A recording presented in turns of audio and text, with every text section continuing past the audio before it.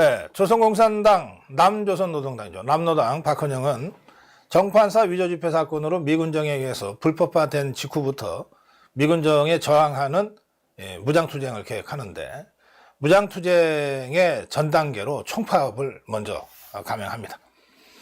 9월 총파업을 해요. 그리고 이 9월 총파업이 결국은 대구에서의 10일 폭동으로 이제 확대되는 겁니다. 만여 명의 군중들이 대구 경찰서를 포위하고 그리고 무장해제를 해요. 그리고 무기를 듭니다. 이 상황에서 경찰이 군중에게 발표를 해서 17명의 시위대가 죽습니다. 그 후에 이 폭동 사태가 더 커졌고 미군정은 10월 2일 대구 지역에 계엄령을 선포합니다. 그런데 이때 10월 1일 시작된 대구 폭동은 그 인근 지역으로 계속 확대됩니다. 영천에서도 만여 명의 시위대가, 선산, 지금의 구미죠. 에서도 한 2천여 명의 군중이 모이고,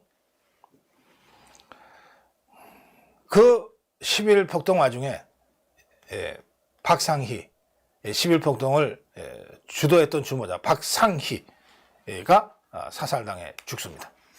박상희는 박정희 대통령의 셋째 형입니다. 이 박상희 얘기는 나중에 박정희 대통령 얘기를 할 때 다시 한번 좀 자세하게 하겠습니다. 경북 예천, 경북 칠고, 고령, 성주, 군위, 의성, 이 경상북도 전역으로 이 10일 폭동이 확산되어 갑니다. 박헌영은, 남노당을 이끌던 박헌영은 당시에 이 사건을 10월 인민항쟁이라고 불렀습니다. 10월 인민항쟁. 남노당이 직접 조직한 혁명이었다는 뜻입니다. 그러면서 박헌영이는 동학 농민운동, 3.1운동, 그리고 10월 인민항쟁, 이 세 개가 조선의 위대한 3대 인민항쟁이다, 이렇게까지 성격 규정을 했어요. 박헌영이가 이렇게 성격 규정한 것을 보면 10월 1일 대구 폭동은 남노당이 처음부터 끝까지 기획하고 추진하고 밀어붙였던 폭동이었다, 그렇게 얘기할 수 있습니다. 이 대구 폭동 이후에 47년, 그러니까 그 얼마 후입니다. 47년 3월에 대구 4.3 사건의 전조에 해당되는 사건이 터집니다. 그리고 1948년 4월 3일 4.3 사건이 본격적으로 시작이 되고, 이것이 1954년 9월 21일 마지막 발치산이 체포돼서 끝날 때까지 무려 7년간에 걸쳐서 진행됩니다. 이 제주 4.3 사건은 이 4.3 사건을 기획하고 주도했던 좌익 남노당 지도부를 체포하고 그 남노당 지도부에 의해서 동원됐던 좌익 게릴라들을 소탕하는 과정에서 양쪽에 수많은 희생자가 발생하는데, 당시 미군정의 피해는 군인 162명, 경찰 289명, 그리고 서북청년단과 같은 우익단체 640명 등 1091명이 전사 또는 순국합니다. 적은 숫자가 아닙니다. 군인과 경찰과 사실상 의형자치대였던 이 우익단체 합쳐서 1000명 이상의 사람들이 전사하거나 순국해요.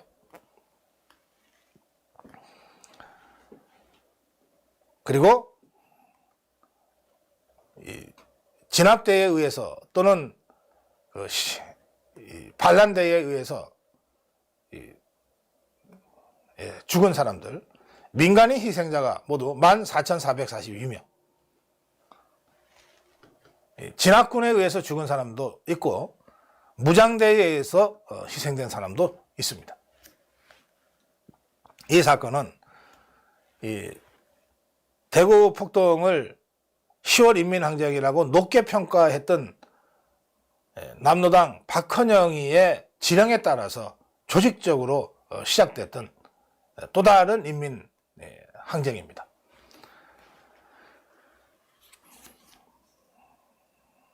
남로당은 1946년부터 제주도에서 공작을 시작해서 50총선거, 1948년 5월 10일 총선거가 확 실시되자 그 50총선거를 무력화하기 위한 수단으로 무장투쟁을 계획해서 전개를 했던 겁니다. 남로당은 해방 후에 제주도를 주요한 근거지로 상정하고 조직 작업을 굉장히 활발하게 했어요. 처음에 이 남로당 본부에서 6명의 공작원을 제주도로 내려보냅니다. 그런데 곧바로 이 6명이 600명의 동조자를 만들어내고 그리고 4.3 당시에는 6만 명에서 7만 명 가까이가 남로당에 가입한 것으로 추정되고 있어요.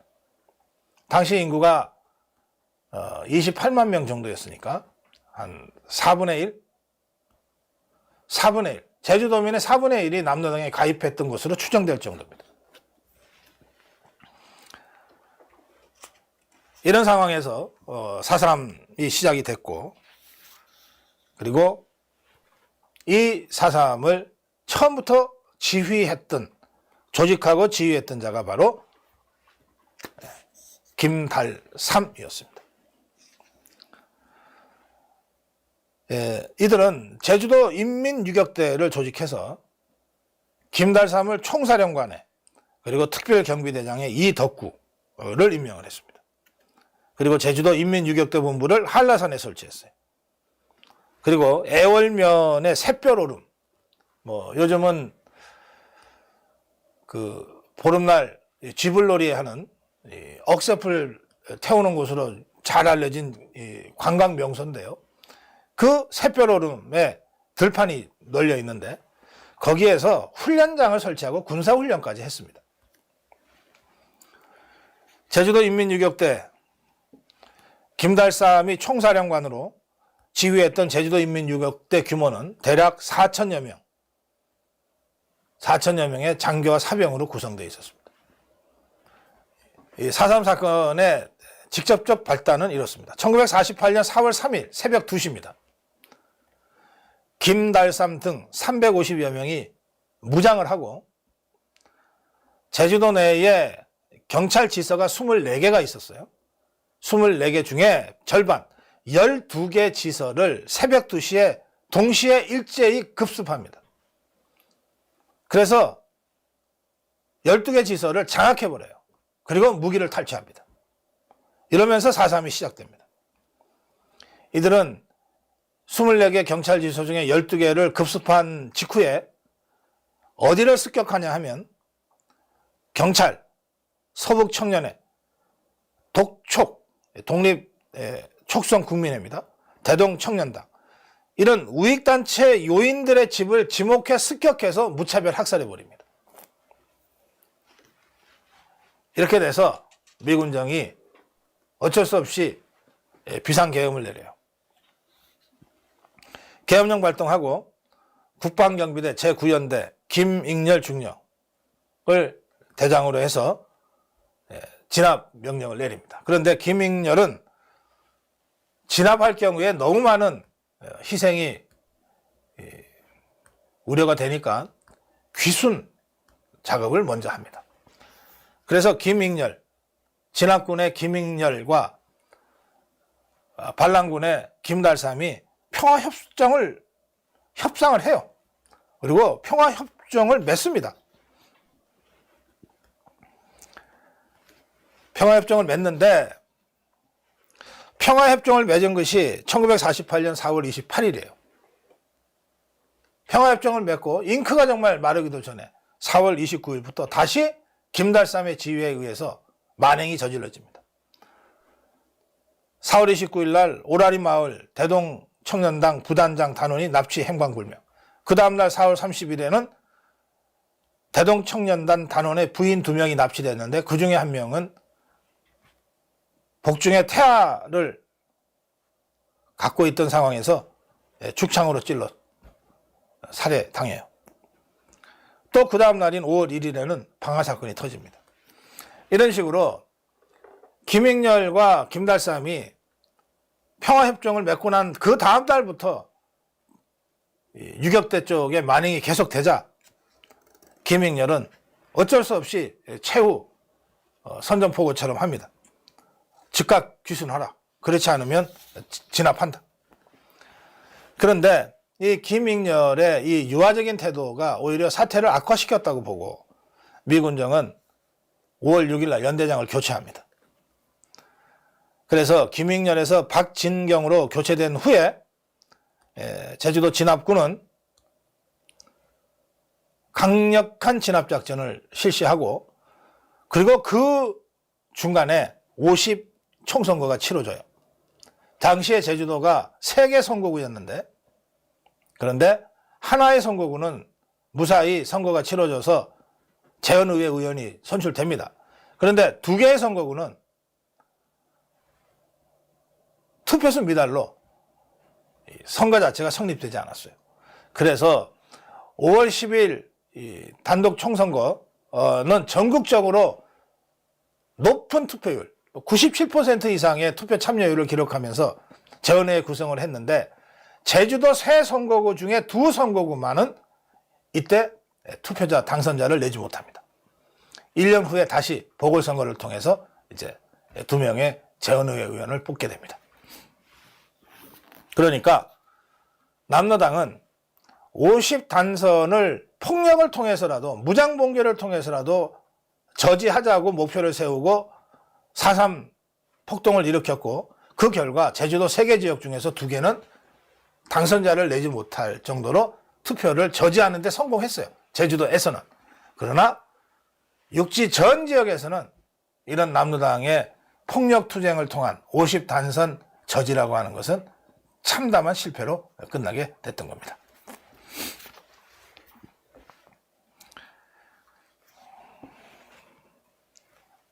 50단선이 끝나고 나서 송요찬 소령이 김익렬, 박진경에 이어서 제9연대장으로 임명을 받고 강력한 소탕작전에 들어가는데 해안선으로부터 5km 이상 들어간 중산간지대를 통행하는 자는 이후여야 불문하고 폭도로 간주해 총살에 처하겠다. 그러니까 내려와라. 그렇게 선전포고를 합니다.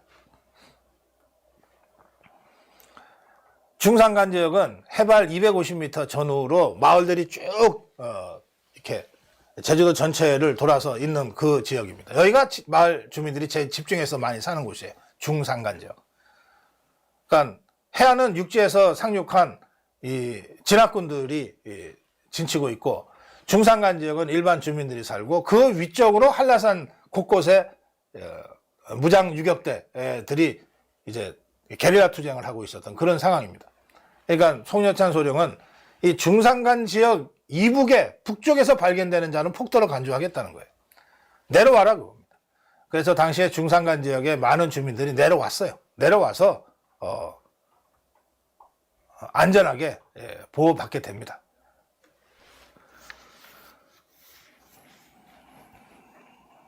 이 송여찬 소령은 이때의 그 일제 진압 작전을 통해서 사살 1335명, 생포 498명의 전과를 올리고 그리고 4.3 사건이 크게 이제 매듭이 지어집니다. 그리고 12월 달에 제주도에 대한 계엄령이 해제됩니다. 그런데도 한라산 곳곳에 여전히 숨어서 무장 봉기를 포기하지 않았던 사람들이 일부 몇 명 있었어요. 그 무장 게릴라 중에 마지막 게릴라가 체포된 게 1954년이고 그래서 완전히 4.3 사건이 끝나게 되는 겁니다.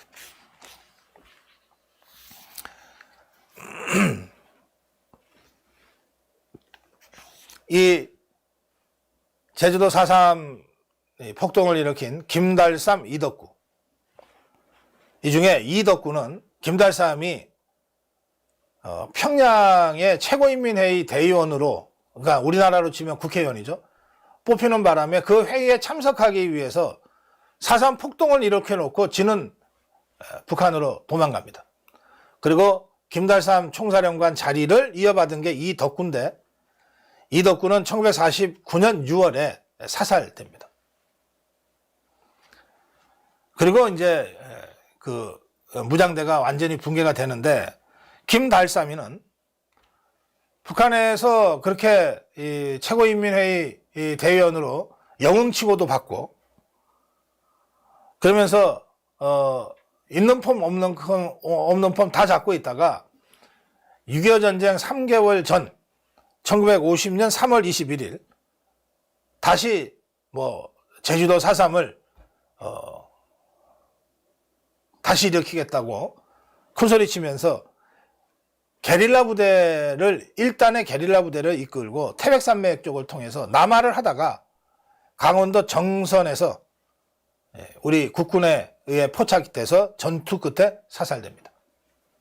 이로써 4.3 폭동을 일으킨 두 주도자, 그 중에서도 김달삼 1950년 3월, 이덕구 1949년 6월에 사살됨으로써 제주도 4.3 사건은 이제 완전히 마무리가 되는 겁니다. 김달삼이 4.3을 일으켜놓고 그리고 넉 달 후에 8월 달에 북한으로 도망을 가는데, 그 북한에 가서 국기훈장 2급을 수여받습니다. 그리고 다시 내려오다가 정선 쪽에서 사살당해 죽었는데, 김달삼이 죽은 후에 평양 근교에 애국 열사릉에 안장이 돼요. 거기에 남조선 혁명가라는 비문을 세워줍니다. 김일성이가. 4.3 사건이 그 과정에서 수많은 민간인 양민들이 학살된 비참한 사건인 것은 분명하지만, 그러나 이 사건의 계획과 진행은 남노당 그리고 김일성으로부터 국기훈장 2급까지 수여받은 남조선 혁명가 김달삼에 의해서 시작되고 추진됐다고 하는 것 또한 엄연한 역사적 사실입니다. 그리고 김달삼이로 하여금 4.3 폭동을 일으키게끔 한 박헌영의 남노당, 박헌영은 미군정에 의해서 불법화된 남노당의 그 존재감을 다시 드러내고 50단선을, 대한민국 수립을 위한 첫 번째 단계인 50단선을 무력으로 저지하겠다고 하는 이 좌익 맹동주의 노선을 가지고 김달삼으로 하여금 제주도 4.3 폭동을 일으키게 한 겁니다. 따라서 제주도 4.3 사건의 본질은 명백합니다. 김일성, 박헌영에 의한 대한민국 건국 저지를 위한 무장폭동이었다. 그 과정에서 억울하게 희생당한 수많은 제주도민이나 양민들이 있고, 그들에 대한 명예회복이나 국가보상은 필요하지만, 그렇다고 해서 4.3 사건의 성격이 바뀌는 것은 아니다. 이 점을 분명히 하겠습니다. 이 우여곡절을 거치면서 1948년 5월 10일 대한민국 단독정부 수립을 위한 총선거가 실시됩니다. 자, 여러분, 없는 곳에서 새로운 나라를 세운다는 게 어떤 절차와 과정을 거쳐야 되는가? 세 가지 단계가 있어요. 세 가지 단계. 소급해서 말씀드리면, 국가를 세우려면, 그래서 그 국가를 통치할 대통령을 선출하고 장관을 임명하고 국회의원을 만들려면 법이 있어야 되잖아요. 법 없이 국가가 건립될 수 있습니까? 법 없이 국가가 건국될 수 있습니까? 법 없이 정부가 조직될 수 있습니까? 없잖아요. 법을 먼저 만들어야 돼. 자, 법을 만들려면 법이라는 게 어디 하늘에서 떨어집니까? 길 가다 죽습니까?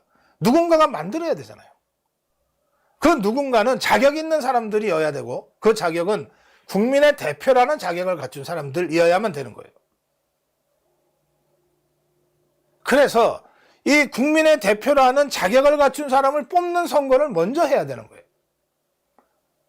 그러니까 이제 순서대로 얘기하면 먼저 헌법을 만들 국민의 대표를 먼저 뽑자. 이게 제헌의회입니다. 제정한다. 헌법. 헌법을 만들기 위한 의회를 먼저 구성하는 거예요.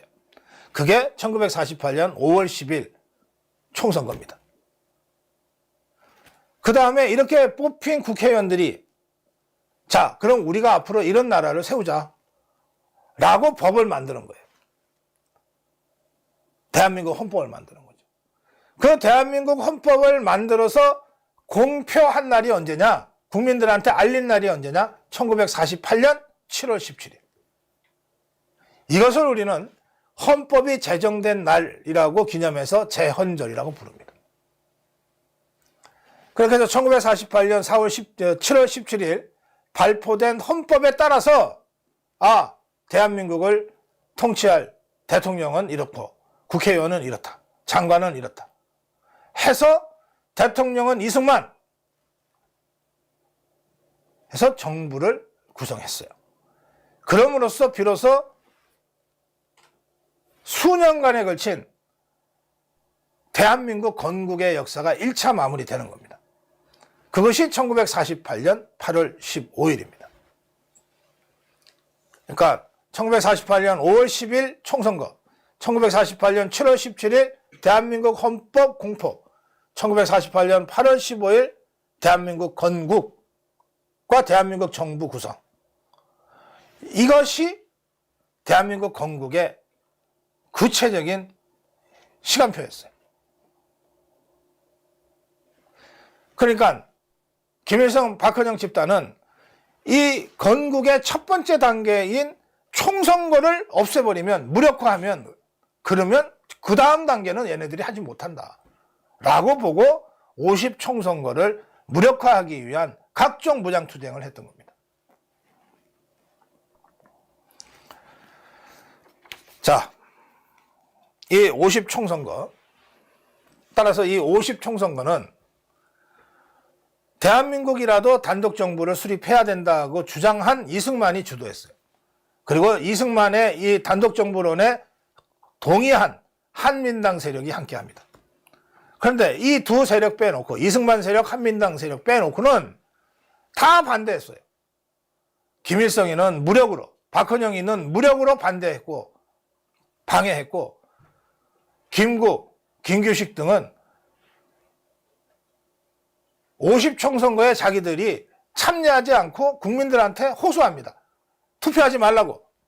투표 거의 보이콧 운동을 합니다. 그러면서 50 총선거를 방해한 거예요.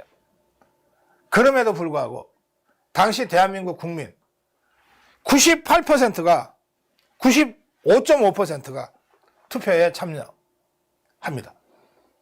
당시에 대다수가 문맹이었고, 민주주의라고 하는 것은 태어나서 난생 처음 겪어보는 이 50 단독 선거였는데, 이 첫 번째 총선거에 대한민국 국민, 그 수많은 세력들의 반대와 보이콧에도 불구하고 95.5%의 국민들이 투표장에 가서 투표를 한 거예요.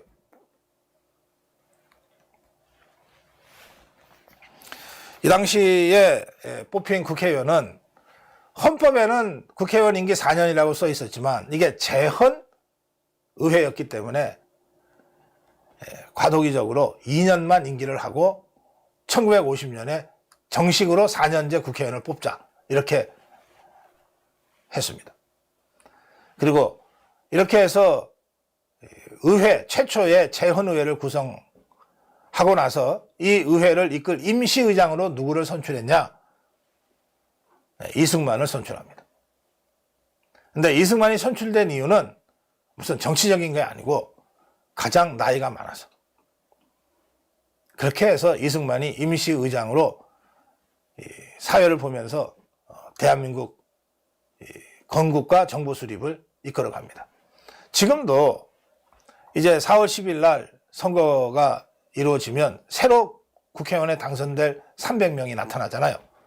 이 사람들은 6월 1일부터 임기를 시작하는데 그 전에 6월 1일 날 누가 국회의장을 할 거냐. 지금 국회의장은 그때는 없어지니까 그때 제일 나이 많은 연장자가 임시의장이 돼서 국회의장 뽑는 선거를 운영을 해줘요. 똑같습니다. 최연장자가 임시의장을 했다. 당시에 50총선거를 통해서 재헌의회 의원으로 진출한 200명의 의원들 중에 최고령자는 이승만이었다. 73세. 네. 그런데 이때 그 투표 결과는 다당제였습니다. 뭐 여당, 야당, 양당으로 딱 구성된 게 아니고 이승만이 대통령이 됐으니까 이승만이 이끌었던 대한독립촉선국민회의가 여당이 되는 셈인데 이게 55명밖에 안 돼요. 일당. 한민당, 이승만 노선과 함께했던 한민당은 30명에 불과합니다. 그 나머지는 무소속이에요. 이런 다당제 대통령 제 국가로 이제 대한민국이 출범했습니다. 가장 연장자는 이승만, 73년 2개월. 가장 어린 재헌의회 의원은 배종혁, 26년 3개월. 이 재헌의회 구성으로 비로소 대한민국은 한반도에서 선출된 유일 합법정부의 출발점을 알립니다. 대다수 한국인의 자유의사로 선출된 유일한 정부, The only lawful government in Korea. 이렇게 유엔이 결의를 해줍니다. The only lawful, 유일한 합법적인 정부라는 거예요. 한국에서. 이때부터 북한 김일성 집단은 국가로 인정받지 못했어요. 국가가 아닙니다. 지금도 우리는 김일성, 김정일, 김정은 집단을 반국가 단체라고 부르지 국가라고 부르지 않습니다. 그들은 출발부터 유엔으로 국가로 인정받지 못했어요. 한반도에서 유일한 합법정부는 대한민국입니다. 자, 여기서 김구와 김규식 등 우리가 우파 진영이라고 알고 있고 또 그동안 독립운동가로는 이승만보다도 늘 더 위대하고 공이 많다고 평가되었던 김구에 대해서 잠깐 좀 정리를 하고 가야 되겠습니다. 김구는 이승만보다 5살 아래입니다. 사석에서 형 아우 사이로 지냈던 사이이기도 합니다. 그런데 김구는 오랫동안 상해에서 망명 생활하면서 독립운동을 하긴 했지만 국제 정세의 긴박한 흐름을 읽어낼 만한 통찰력은 없었어요. 또 공산주의자라는 것이 어느 정도 사악한 집단인지에 대해서도 인식이 없었습니다.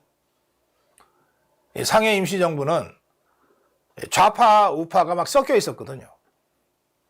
그러니까 김구 입장에서는 좌파도 우파와 마찬가지로 독립운동하는 집단인데 뭐 그렇게 서로 적대적일 필요가 있냐, 이렇게 나이브하게 생각했던 것 같아요. 반면에 이승만은 미국에서 공산주의자가 어떤 집단인지를 속속들이 알게 됐습니다. 그의 활발한 외교 활동을 통해서도 공산주의자야말로 가장 위험한 집단, 그리고 절대 양립 불가능한 집단이라고 하는 것을 일찍부터 인식하고 한국에 들어온 거예요. 그러니까 정업선언의 그 통찰력의 핵심은 북한 김일성 집단과는 양립할 수 없다, 이거거든요. 그러나 그것은 이 김구의 나이브한 이 인식 체계 속에서는 받아들이기 어려웠던 거예요. 그래서 김구는 마지막으로 이 통일 한반도 통일정부 수립이라고 하는 전혀 현실적이지 않은 이런 무지개 같은 꿈을 쫓아서 뛰어다니다가 결국 김일성이한테 톡톡히 이용만 당하고 맙니다.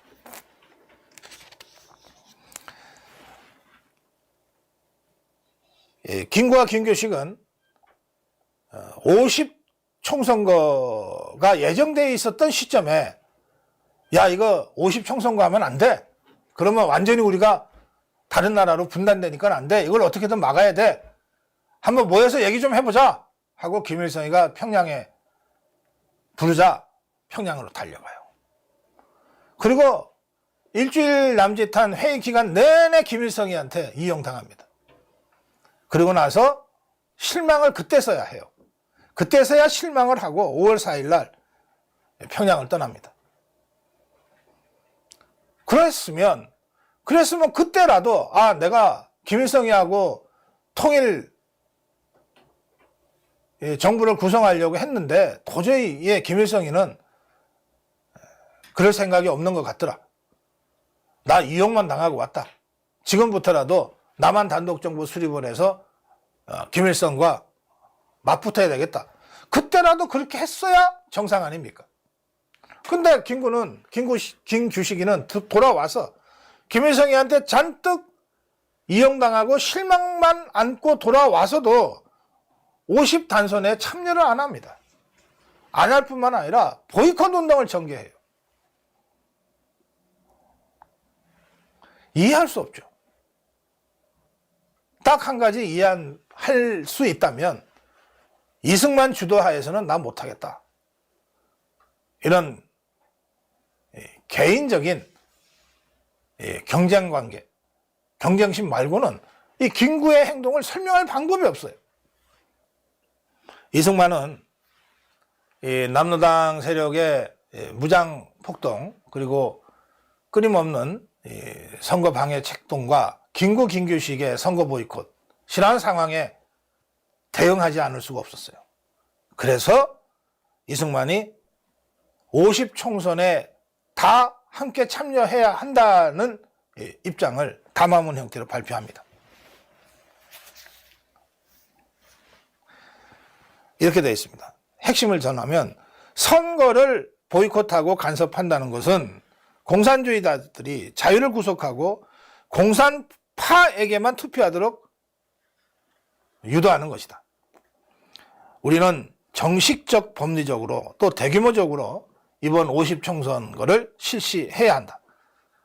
남들은 우리를 40년간 정치를 못해본 국민이라 능력 없다는 욕스러운 말을 하지만 이번에 50 총선거에 모두 적극적으로 참여해서 금차 선거를 모범적으로 실시해서 우리의 민주주의 역량을 만천하에 보여야 한다. 남한 선거만 원하는 사람이 도대체 누가 있는가? 나도 남한 선거만 원하는 건 아니다. 그러나 현실적으로 북한이 막고 있어서 통일선거를 할 수 없게 됐기 때문에 남한 선거라도 하자는 것이다. 북한이 막고 있으니까 남한 선거도 하지 말자. 이것도 말고 저것도 말고 그냥 내버려 두자. 이렇게 되면 공산화밖에는 남는 것이 없다. 네. 이 대한민국 건국 과정에서 이승만 대통령은 일관되게 소련을 배경으로 하고 있는 김일성 집단의 한반도 전체 공산화에 어떻게 대처할 것인가 라고 하는 관점에 분명하게 뚜렷하게 서 있습니다. 여기에 비해서 전혀 현실적이지 않은 낭만적인 통일 정부론을 가지고 김일성이한테 이리 이용당하고 저리 이용당하고 휘둘리게만 하다가 잔뜩 실망만 하고 돌아와서도 50 단선을 보이콧한 김규식 세력에 대해서는 그야말로 역사의 정방향에 서지 못하고 역사를 거꾸로 돌리려고 했던 그런 사람들이다. 이렇게 평가하지 않을 수 없어요. 비록 김규식이 독립운동사에 혁혁한 발자취를 남겼다 하더라도 해방 이후 대한민국 건국 과정에서 그들이 보여준 우유부단하고 현명하지 못한 결과적으로 김일성 집단에 이용만 당하고, 그리고 끝내 대한민국 정부 대한민국 건국과 정부 수립에 반대만 한 이런 그들의 언행과 행보에 대해서는 비판적으로 정리될 필요가 있다. 이 점을 제가 분명히 밝혀드립니다. 지금까지 대한민국 광복과 대한민국 건국, 광복과 대한민국 건국, 이승만 건국 대통령이 얼마나 불리한 상황에서 그야말로 천재적인 통찰력과 결단력, 그리고 강력한 추진력으로 대한민국을 건국하고 대한민국 정부를 수립했는지에 대해서 말씀드렸습니다. 여기까지 제 1강 마무리하겠습니다.